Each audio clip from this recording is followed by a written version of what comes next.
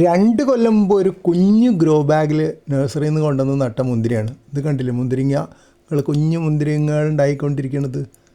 ഇപ്പോൾ വള്ളി നല്ലോണം പടർന്നുണ്ട്, ഒരു മതിൽ ഫുൾ. അതാണ് മുന്തിരിയുടെ പൂവ്. സാധാരണ പൂക്കളെ ഞാൻ കാണാറില്ല, കാരണം ഇലകൾ തിങ്ങി വളരുന്നതുകൊണ്ട് പൂക്കൾ ഉണ്ടാകുമ്പോൾ ശ്രദ്ധിക്കില്ല. ഇതാ വീണ്ടും പൂക്കളും ചെറുതായിട്ട് കായകളായി തുടങ്ങിയിട്ടുണ്ട്. ഇത് കാണാനൊരു രസമാണ്. മുന്തിരിവള്ളി സാധാരണ 3 കൊല്ലം എടുക്കും കായ്ക്കാൻ എന്നാണ് പറയുമെങ്കിലും ഇവിടെ 1 കൊല്ലം കഴിഞ്ഞപ്പോൾ തന്നെ കായ്ച്ചു തുടങ്ങിയിരുന്നു. ഇതിപ്പോൾ 2ാം കൊല്ലമാണ്. 2 കൊല്ലം ആവണമെങ്കിൽ ഇനിയിപ്പോൾ ഒരു 2 മാസം കൂടെ ബാക്കിയുണ്ട്. കഴിഞ്ഞ കൊല്ലത്തെക്കാളും കൂടുതൽ പൂക്കളും കായ്കളും ഇത്തവണ കാണുന്നുണ്ട്. അതങ്ങനെ തന്നെയാണ് സാധാരണ വരിക. വള്ളി വളരുന്നതിനനുസരിച്ചിട്ട് ആദ്യത്തെ കൊല്ലങ്ങളിൽ വേര് നന്നായിട്ട് പടരാനാണ് ചെടി ശ്രമിക്കുക എന്നാണ് കണക്ക്. പിന്നെ ഈ ശിശിരകാലം അഥവാ ഇലപൊഴിയും കാലത്ത് കുറേ ഇലകൾ കേടായിപ്പോവും.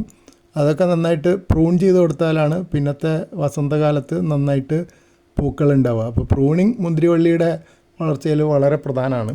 ഇത് ഇക്കൊല്ലം ആദ്യം ഉണ്ടായ മുന്തിരിങ്ങയാണ്. എന്ന് വെച്ച് കഴിഞ്ഞാൽ അത് പറിച്ചെടുത്തിട്ടില്ല, ഇപ്പോഴും അവിടെ ഉണ്ട്. ആ സമയത്ത് ഇലകളൊന്നും ഇല്ല, കണ്ടില്ലേ. ശിശിരകാലം എന്ന് വേണമെങ്കിൽ പറയാം. ഇല ഒഴിയും കാലം, ഇലകളൊക്കെ ഒരുവിധം കൊഴിഞ്ഞു പോയൊരു സമയത്ത് ഉണ്ടായതാണ്. അത് അപൂർവമായിട്ട് അങ്ങനെ കാണാറുള്ളൂ. പൂക്കുന്ന കാലമാകുമ്പോൾ പൊട്ടാസ്യം വളങ്ങൾ, പൊട്ടാഷോ അല്ലെങ്കിൽ ചാരമൊക്കെ ഇട്ട് കൊടുക്കുന്നത് നല്ലതാണെന്ന് പറയുന്നുണ്ട്.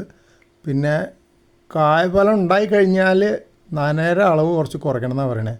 നന കൂടുതലായ പുളിയുള്ള മുന്തിരിങ്ങ വരികയെന്ന്. നന കുറച്ച് കുറയ്ക്കണം.